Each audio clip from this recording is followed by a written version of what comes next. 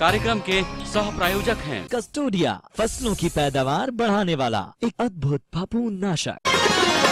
अन्नदाता, अन्नदाता, अन्नदाता, नीत तुम्हारा अन्नदाता, पग पग पर है संग तुम्हारे अन्नदाता, लहू किसानों का बन के पसीना सींचता है धरती का सीना, मेहनत का तेरी हक दिलवाने, नई तकनीक नई खोज बताने, पशुधन को गुणवान बनाना, पौध सुरक्षा को सिखलाना, खेती के सब गुर समझाने, भारत का सरताज बनाने, आठों पहर है संग तुम्हारे अन्नदाता, अन्नदाता। नमस्कार, मैं हूं अमिता और आप सभी दर्शकों का अन्नदाता कार्यक्रम में स्वागत करती हूं। हर रोज की तरह कार्यक्रम में हम लेकर आते हैं खेती बाड़ी से जुड़ी हुई ढेर सारी जानकारियां। तो चलिए सबसे पहले देखते हैं क्या है विशेष आपके लिए आज के कार्यक्रम में। आम के बागान में समसामयिक प्रबंधन कार्य।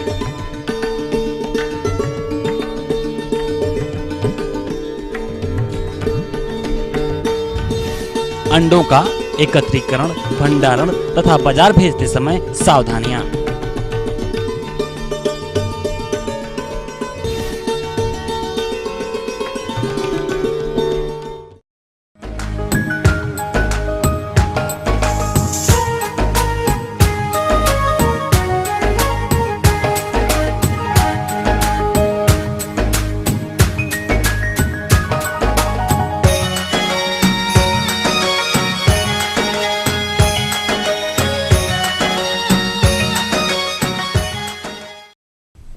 आम काफी लोकप्रिय फल है और इस समय आम के पेड़ों पर बौर देखा जा रहा है और ये बौर अब धीरे धीरे फल में परिवर्तित हो जाएगा और ये अवस्था आम के बाग के लिए बहुत महत्वपूर्ण होता है। लेकिन अक्सर ये देखा जाता है कि बागवान भाइयों द्वारा अज्ञानतावश इसमें किए जाने वाले कार्यों पर ध्यान नहीं देते, जिसके परिणाम स्वरूप रस चूसक कीटों द्वारा आम के बौर को नुकसान पहुंचाने के कारण बौर का झड़ना, फलों का गिरना देखा जाता है। अतः किसान भाइयों, आम के बाग में इस समय किए जाने वाले समसामयिक कार्यों पर जानकारी के लिए देखिए अन्नदाता की ये विशेष प्रस्तुति।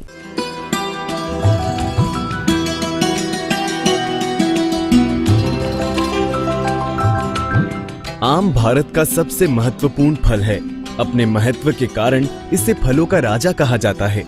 चूँकि इस समय आम के बाग में फूल एवं फल बनने की अवस्था चल रही है और इस समय वातावरण में अधिक नमी या वर्षा का होना या अचानक तापक्रम में गिरावट आना आम की फसल को प्रभावित करता है। यदि हम आम के सफलतापूर्वक उत्पादन की बात करें तो हमें दो बातों पर विशेष रूप से ध्यान देने की आवश्यकता होती है। प्रथम ये कि हम उन बिंदुओं पर ध्यान दें जो कि फूल आने के पूर्व की है, जैसे कि भूमि का प्रबंध, सिंचाई का प्रबंध, पोषक तत्वों का संतुलित प्रबंध एवं फसल सुरक्षा। इसके पश्चात दूसरे वह बिंदु आते हैं जो कि फल लगने से लेकर फलों तक के विकास को प्रभावित करते हैं। इनमें समय से पूर्व फलों का गिरना, उपयुक्त फलों का विकास न हो पाना एवं गुणवत्ता युक्त फलों का उत्पादन न होना आदि हैं। उक्त बातों को ध्यान में रखते हुए निम्न उपाय करने चाहिए। फलों का गिरना। आम के पौधों से फूल एवं फलों का गिरना एक प्राकृतिक प्रक्रिया है। ऐसा ज्ञात हो चुका है कि आम के फल अपने वृद्धि काल में विभिन्न स्टेज में गिरते रहते हैं और यहाँ तक कि 99% फल सेट होने के प्रारंभ के 4 सप्ताह में ही गिर जाते हैं। शेष फल बाद में 0.1% मात्र गिरते हैं और आम के फल परिपक्वता की स्थिति में पहुँच जाता है। फलों के गिरने के कई कारण खोजे जा चुके हैं, जैसे कि परागण की क्रिया में बाधा पड़ना, त्रुटिपूर्ण फूलों का विकास एवं अनियमित सिंचाई, फल के विकास के समय अनुपयुक्त जलवायु तथा कीट एवं व्याधियों के समावेश के अतिरिक्त फलों का गिरना फलों का पूर्ण विकास को प्राप्त न करना भी है। फलों के गिरने से बचाव के लिए निम्न उपाय किए जाने चाहिए।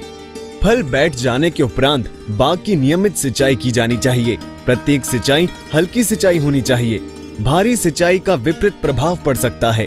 फलों का गिरना हार्मोन्स का असंतुलन माना जाता है। अतः यह पाया गया है कि यदि नैप्थेलिन एसिटिक एसिड की 20 ppm दवा 1 लीटर पानी के घोल में मिलाकर के मटर के दाने के आकार के होने पर छिड़काव किया जाए तो फलों का गिरना रुक जाता है। फलों का उचित वृद्धि एवं विकास। आम के फल की वृद्धि एवं विकास की 4 अवस्थाएं ज्ञात की गई हैं, जैसे 0 अवस्था फूल का फल में परिवर्तित होना, प्रथम अवस्था, यह अवस्था लगभग 39 दिन की होती है। इस अवस्था में फल तेजी के साथ वृद्धि करता है और द्वितीय अवस्था, इस अवस्था में फल की वृद्धि धीमी होती है और प्राय इसी अवस्था में फल का रेशा एवं बाहरी फल भित्ति मजबूत होती है। यह अवस्था 1 सप्ताह की रहती है तथा तीसरी अवस्था में फल पुनः तेजी से वृद्धि करता है और परिपक्वता को प्राप्त करता है। यह अवधि भी लगभग 49 दिन तक रहती है। इस प्रकार फलों को पूर्ण रूप से वृद्धि एवं विकास के लिए 100 से 105 दिन तक का समय लगता है। इस कार्यकाल में पौधों एवं फलों के अंदर विभिन्न प्रकार के वृद्धि नियामक पदार्थ जैसे ऑक्सीजन, जिबरेलिन सक्रिय होते हैं, जो कि उचित फल वृद्धि एवं विकास के लिए उत्तरदायी होते हैं। अतः इन वृद्धि नियामकों के उचित संतुलन हेतु फूल आने के पूर्व की गई समस्त कर्षण क्रियाएं जैसे भूमि प्रबंध, सिंचाई प्रबंध, पोषक तत्व प्रबंध एवं फसल सुरक्षा प्रबंध के कार्य प्रमुख होते हैं। फिर भी फल की वृद्धि एवं विकास के समय नियमित सिंचाई, MAA का छिड़काव एवं कीट व्याधियों से बचाव आदि उपाय फल की वृद्धि एवं विकास को दिशा प्रदान करते हैं। आम के पौधों को अनेकानेक कीट एवं व्याधियां नुकसान पहुंचाती हैं, जिसका नियंत्रण समय अनुसार कर्षण क्रियाएं करने के दौरान ही संभव हो पाता है। किंतु कुछ कीट एवं व्याधियों का नियंत्रण फलक के दौरान भी किया जाना चाहिए, जैसे आम का गुजिया कीट व मैंगो हापर कीट एवं खरा रोग तथा एंथ्रेक्नोज रोग आदि जैसे ऐसे कीट एवं व्याधियां हैं जो फलक के समय भी फसल को नुकसान पहुंचाते हैं। आम का गुजिया कीट, ये सफेद रंग का चपटे आकार का कीड़ा आम की बौर तथा पत्तियों का रस चूसता है। फलस्वरूप पत्तियां तथा बौर सूख जाते हैं। इनकी मादा गर्मी के दिनों माह जून में पेड़ से उतरकर जमीन के अंदर लगभग 15 सेंटीमीटर गहराई में अंडे देती है। इन अंडों से दिसंबर जनवरी में बच्चे निकलते हैं और 2-3 दिन बाद ये पेड़ पर चढ़ना प्रारंभ कर देते हैं और फूल एवं फल का रस चूसना प्रारंभ कर देते हैं। इनकी रोकथाम हेतु उपयुक्त होगा कि जमीन के अंदर ही इन अंडों को नष्ट कर दिया जाए। इसके लिए बागों की गर्मी में जुताई कर दी जाए, जिससे अंडे धूप एवं वर्षा से नष्ट हो जाए। इसके अलावा कार्बोरिल धूल 50 से 100 ग्राम मात्रा प्रति पेड़ भूमि में मिलाया जाए। इसके अतिरिक्त माह दिसंबर से जनवरी में 400 गेज की पॉलीथीन की 30 सेंटीमीटर चौड़ी पट्टी भूमि से 1 मीटर ऊंचाई पर तने के चारों ओर लपेटकर ऊपर नीचे ग्रीस लगा दी जाए, जिससे कीड़े ऊपर न चढ़ पाए। ऊपर चढ़ चुके कीड़ों को मारने के लिए मोनोक्रोटोफास दवा 1 मिलीमीटर दवा प्रति लीटर पानी के घोल का छिड़काव किया जाए। फुदका या भुनका या लस्सी कीट, यह अधिक दूर तक न उड़ सकने वाला कीट आम के फूल एवं मुलायम कोपलों का रस चूसते हैं। परिणाम स्वरूप फूल सूख जाते हैं। अधिक प्रकोप होने पर ये कीड़े काली फफूंदी, ब्लैक सूटी मोल्ड नामक बीमारी को जन्म देते हैं। रोकथाम हेतु 2 से 3 छिड़काव मोनोक्रोटोफास 0.5% आधा मिली दवा 1 लीटर पानी का छिड़काव करें या रोगार 0.1% 1 मिलीलीटर दवा 1 लीटर पानी घोल का छिड़काव करें। खर्रा या दहिया रोग, ये रोग फरवरी मार्च माह में हवा में अधिक नमी की उपस्थिति में या तापक्रम घटने बढ़ने के फलस्वरूप तेजी से फैलती है। आम के बौर इस बीमारी से शीघ्र प्रभावित हो जाते हैं। बौरों के ऊपर सफेद पाउडर के रूप में फफूंद फैल जाती है। संपूर्ण बौर राख के रंग का काला हो जाता है। बाद में या तो फल बिल्कुल नहीं लगते हैं या फल मटर के दाने के बराबर होने से पूर्व ही गिर जाते हैं। एंथ्रेक्नोज, फफूंदी जनित यह रोग उपयुक्त वातावरण जैसे अधिक नमी एवं वर्षा की स्थिति में तेजी से फैलता है। नई पत्तियों पर दाग पड़ना, फलों का मुरझाना, फलों का सड़ना आदि इस रोग के लक्षण हैं। इस बीमारी की रोकथाम हेतु 0.1% बेविस्टीन 1 ग्राम दवा प्रति लीटर पानी या कॉपर ऑक्सीक्लोराइड 0.3%, 3 ग्राम दवा प्रति 1 लीटर पानी का छिड़काव करते हैं। प्रभावित टहनियां एवं पत्तियों को काटकर जला देते हैं। इस प्रकार बागबान भाई यदि बताई गई उक्त जानकारी को अमल में लाएं, तो निश्चित रूप से आम के बागों से अधिक उत्पादन, फलों का उत्तम विकास एवं गुणवत्ता युक्त फलों का उत्पादन प्राप्त किया जा सकता है।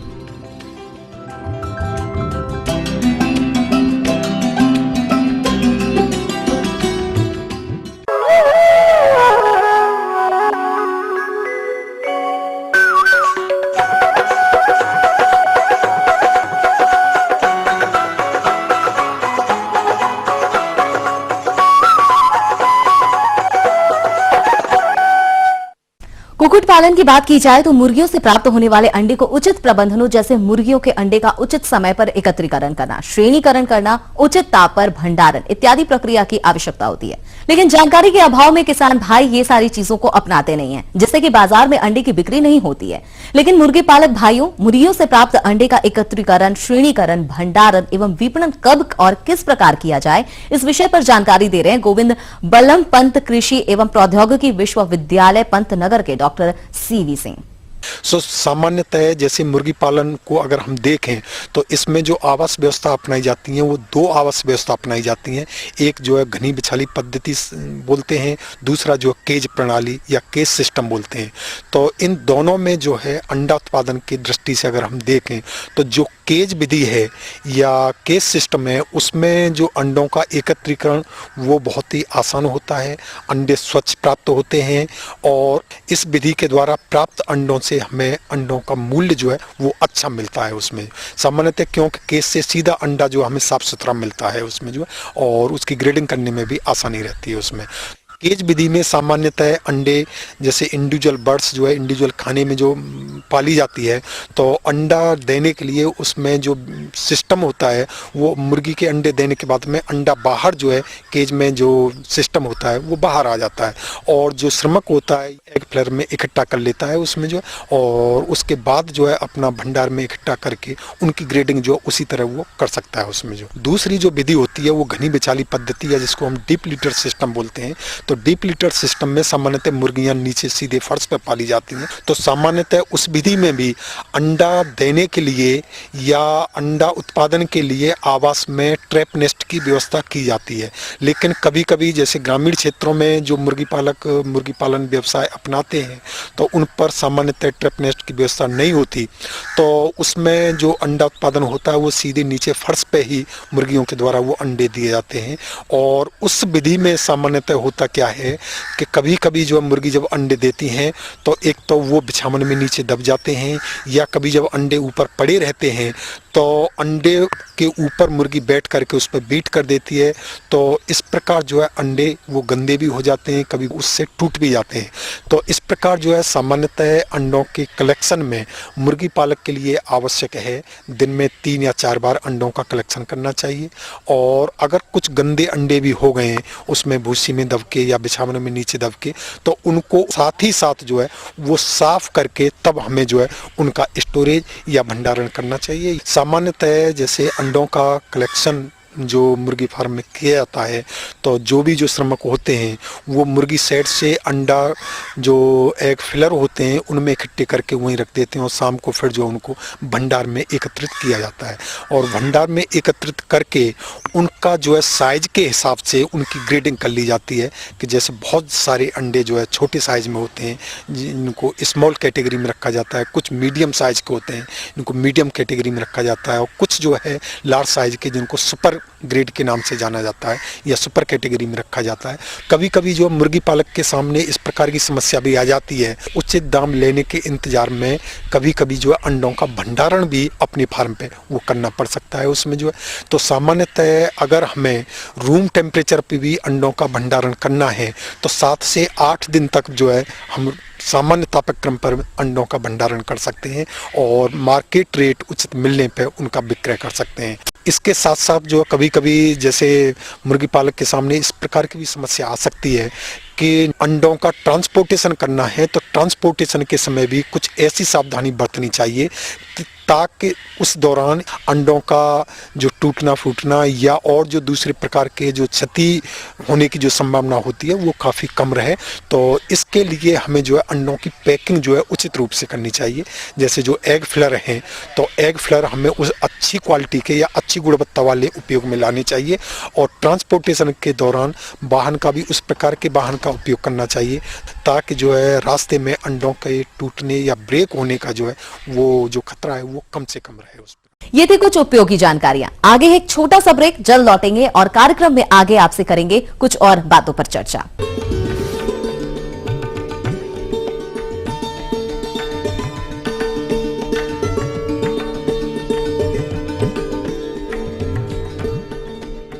अदामा का कस्टोडिया, फसलों की पैदावार बढ़ाने वाला एक अद्भुत फफूंदनाशक। कस्टोडिया अधिक पैदावार व गुणवत्ता लाए, फसलों को बीमारियों से बचाए। उपयोग की मात्रा 300 मिलीलीटर प्रति एकड़ को 150 से 180 लीटर पानी में मिलाकर छिड़कें। कस्टोडिया एक वंडर फंगिसाइड।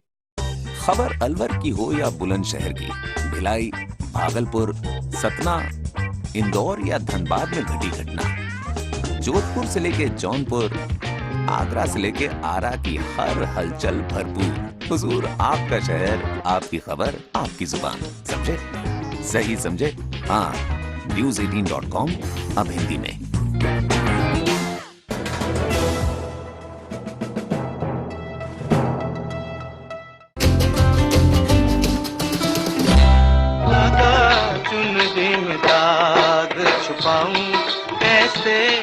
वो रूहानी लफ्ज जो आज भी हैं जहन में,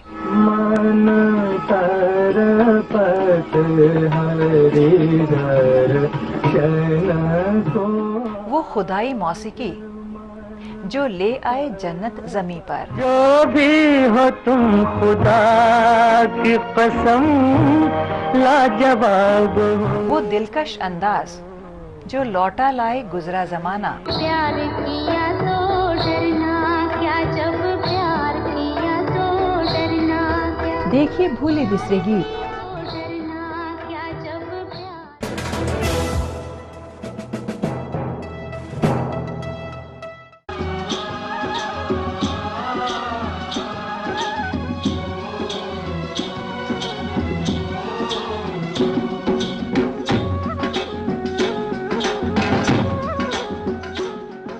ब्रेक के बाद एक बार फिर से आप सभी दर्शकों का अन्नदाता कार्यक्रम में स्वागत है। बढ़ते हैं अगली प्रस्तुति की ओर।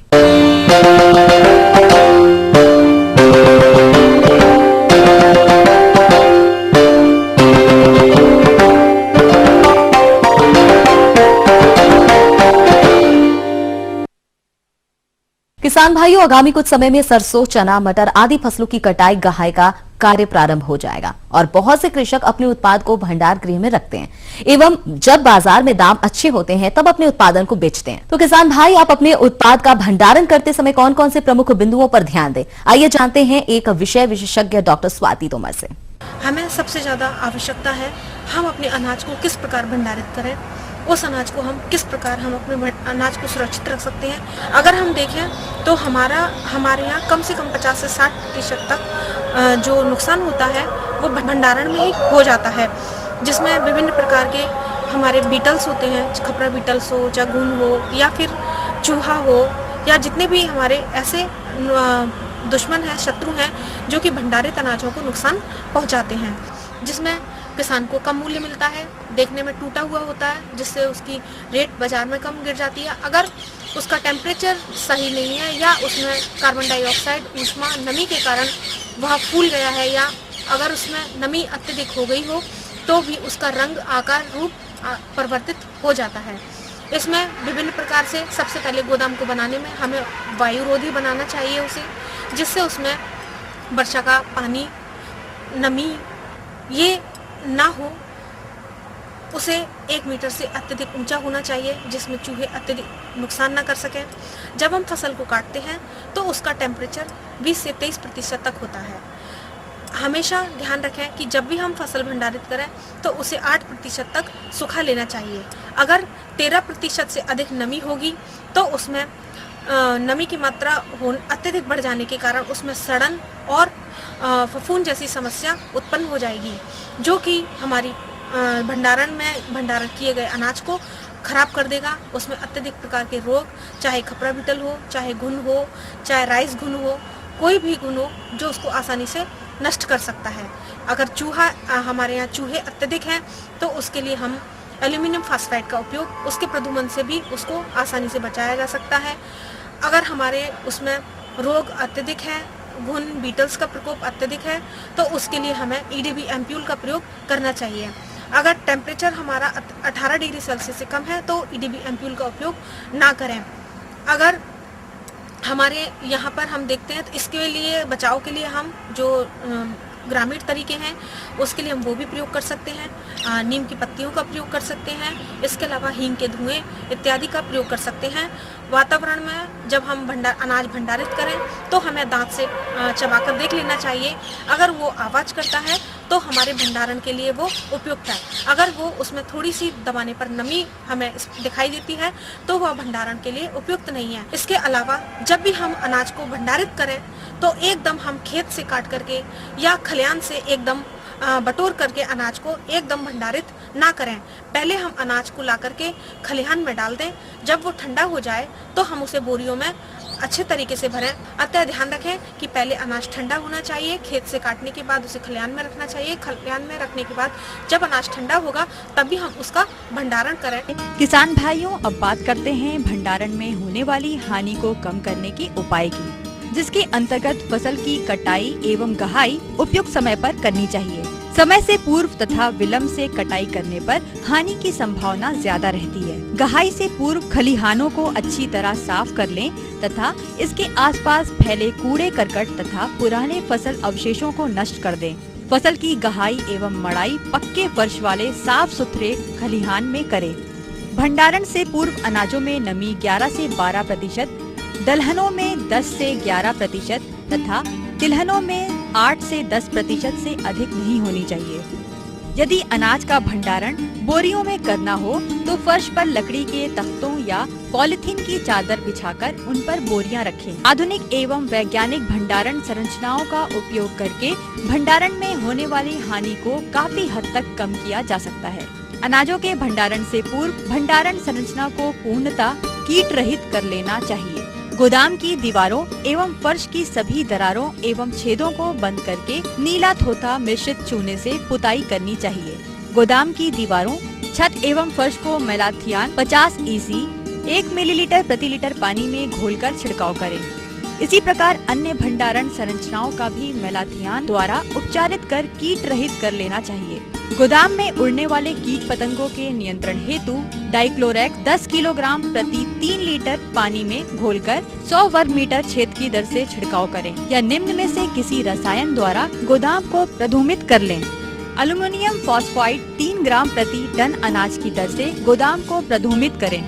EDB एम्यूल्स तरल इथाइलिन डाइब्रोमाइड की 3 मिलीलीटर मात्रा प्रति क्विंटल अनाज के प्रधूमन के लिए पर्याप्त है। भंडार गृह एवं गोदामों को प्रधूमित करने से पूर्व इनको पूर्ण रूप से वायुरोधी कर लें तथा इनके दरवाजों, खिड़कियों एवं रोशनदानों को प्रधूमित करने के बाद गीली मिट्टी से लिपाई कर दें। प्रधूमन के 15 दिन बाद गोदाम को खोल करके इसमें कीट नियंत्रण को सुनिश्चित कर लें। यदि समुचित कीट नियंत्रण न हो तो गोदाम को पुनः प्रधूमित करें। यदि अनाज का भंडारण अगले वर्ष के लिए बीज हेतु करना हो तो इसके लिए 1 क्विंटल में 250 ग्राम मेलाथियान चूर्ण 5% की दर से मिलाकर रखें। इस प्रकार के अनाज का प्रयोग मानव एवं पशु के उपयोग के लिए कभी न करें। भंडार गृहों में चूहे भी बहुत हानि पहुंचाते हैं। इनसे रक्षा हेतु भंडार गृह चूहा रोधी होने चाहिए। यदि इनमें चूहों के बिल हों तो सीमेंट तथा चूने के मिश्रण में कांच के टुकड़े मिलाकर इन बिलों को बंद कर दें।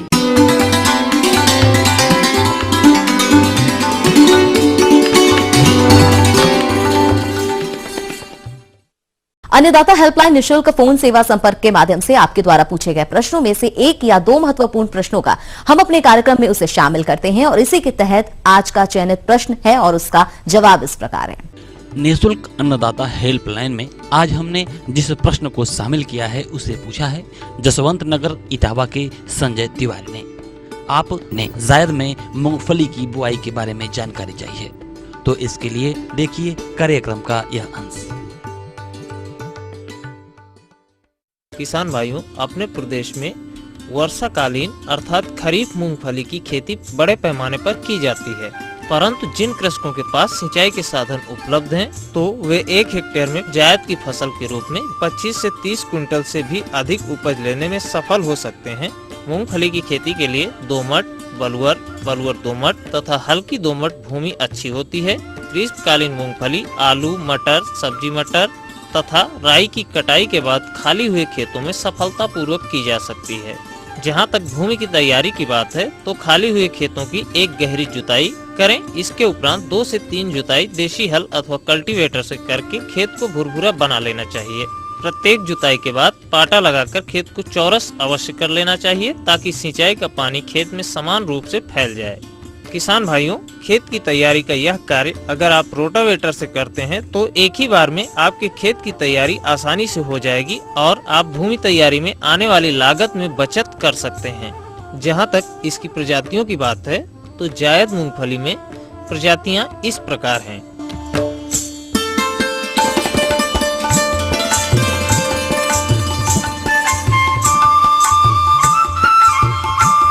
किसान भाइयों, अब आइए बात करते हैं बीज दर की। तो ग्रीष्म काल में 95 से 100 किलोग्राम बीज प्रति हेक्टेयर डालना उचित होता है। बीज बुआई से पूर्व गिरी को थीरम 2 ग्राम और 1 ग्राम कार्बेंडाजिम प्रति किलो बीज की दर से शोधित अवश्य कर लेना चाहिए। इस शोधन के 5 से 6 घंटे बाद मूंगफली के बीजों का उपचार विशिष्ट राइजोबियम कल्चर से अवश्य करना चाहिए।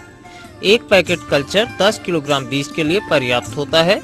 कल्चर को बीज में मिलाने के लिए आधा लीटर पानी में 50 ग्राम गुड़ घोल लें। 50 ग्राम राइजोबियम कल्चर का पूरा पैकेट मिलाएं। इस मिश्रण को 10 किलोग्राम बीज के ऊपर छिड़ककर हल्के हाथ से मिलाएं। इस बीज को छाया में 2 से 3 घंटे सुखाकर बुआई प्रातः 10 बजे तक या शाम को 4 बजे के बाद करें। अब आइए बात करते हैं खाद एवं उर्वरक प्रबंधन की। तो बुआई के पूर्व 100 क्विंटल प्रति हेक्टेयर की दर से गोबर की खाद डालना चाहिए। जहां तक उर्वरकों की बात है तो मूंगफली की फसल में 20 kilogram nitrogen, 30 kilogram phosphorus, 45 kilogram potash तथा 300 किलोग्राम जिप्सम प्रति हेक्टेयर की दर से प्रयोग करना चाहिए। नाइट्रोजन, फास्फोरस व पोटास की पूरी मात्रा कूड़ों में नाई अथवा चोंगे द्वारा बुआई के समय बीज से करीब 2 से 3 सेंटीमीटर गहराई पर डालना चाहिए। जहां तक बुआई की विधि की बात है तो बुआई 25 से 30 सेंटीमीटर दूरी पर देशी हल से खोले गए कूड़ों में 8 से 10 सेंटीमीटर दूरी पर करना चाहिए। बुआई के बाद खेत में क्रॉस पाटा लगाकर दानों को पूरी तरह से मिट्टी से ढक देना चाहिए। ग्रीष्मकालीन मूंगफली की अच्छी उपज लेने के लिए अच्छा होगा कि बुआई 5 मार्च से प्रारंभ कर 15 मार्च तक अवश्य समाप्त कर ली जाए। किसान भाइयों, रासायनिक विधि से खरपतवार नियंत्रण हेतु पेंडीमेथिलिन 30 सीसी की 3.3 लीटर मात्रा प्रति हेक्टेयर की दर से बुआई के 24 से 48 घंटे के अंदर 800 से 1000 लीटर पानी में घोल बनाकर समान रूप से छिड़काव करना चाहिए। यह छिड़काव करने से आपकी फसल 40 दिनों तक खरपतवार मुक्त रहेगी। इस प्रकार किसान भाइयों, अगर बताई गई बातों का ध्यान में रखकर आप ग्रीष्मकालीन मूंगफली की खेती करते हैं तो आपको अच्छी उपज प्राप्त होगी। हम ये उम्मीद करते हैं कि आज का कार्यक्रम आप सभी दर्शकों के लिए उपयोगी रहा होगा। किसान भाइयों, अन्नदाता आपकी सेवा के लिए संकल्परत है और कृषि संबंधित समस्या एवं सुझावों के लिए आप हमें इस पते पर संपर्क कर सकते हैं। हमारा पता है प्रोड्यूसर अन्नदाता ETV Uttar Pradesh Uttarakhand, Ramoji film city Hyderabad 501512 और साथ ही आप हमें ईमेल भी कर सकते हैं। हमारा ईमेल है annadata.up@etv.co.in। इसके अतिरिक्त आप हमें निःशुल्क हेल्पलाइन नंबर 1800-425-4085 पर शाम 5 से 6 बजे के बीच संपर्क कर सकते हैं। फिलहाल अन्नदाता की पूरी टीम को इजाजत दीजिए। कल फिर इसी समय पर आपसे होगी मुलाकात कृषि संबंधित कुछ और रोचक जानकारियों के साथ। नमस्कार।